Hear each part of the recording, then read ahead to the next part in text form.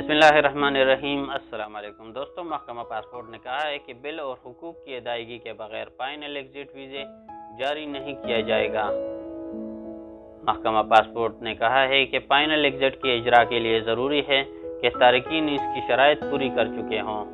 इन शराइत में यह है कि मोबाइल समेत तमाम बिल अदा कर चुके हों, सिस्टम में इनके नाम पर कोई गाड़ी और किसी किस्म का हक ना हो, गैर मुल्की के नाम से माजी में कोई गैर मुस्तामिल वीज़ा भी रिकॉर्ड पर नहीं होना चाहिए।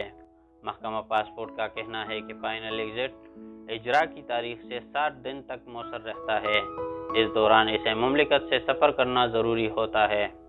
फाइनल एग्जिट वीज़े की इजरा के लिए ज़रूरी है कि पासपोर्ट 60 रोज़ के लिए मौसर हो। अगर इससे कम मुद्दत के लिए मौसर है तो उसमें तोसी करना होगी। फाइनल एग्जिट के इजरा के बाद कफील हरूफ नहीं लगा सकता। फाइनल एग्जिट में 60 रोज़ से ज़्यादा तोसी नहीं होती। फाइनल एग्जिट बैरूनी मुमलिकत रहते हुए जारी नहीं हो सकता और ये वीज़ा बगैर फीस के जारी किया जाता है।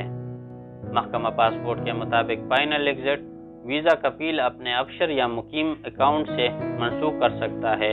अलबत्ता इसे मनसूख की फीस अदा करनी होगी जो 100 रियाल है।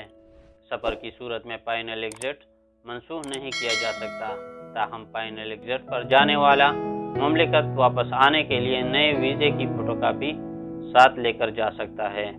दोस्तों, मज़ीद इस तरह की नई इंफॉर्मेटिव वीडियो देखने के लिए हमारे चैनल को सब्सक्राइब करके बेल आइकन को ज़रूर दबाएं ताकि हर आने वाली नई अपडेट सबसे पहले आपको मिले। शुक्रिया।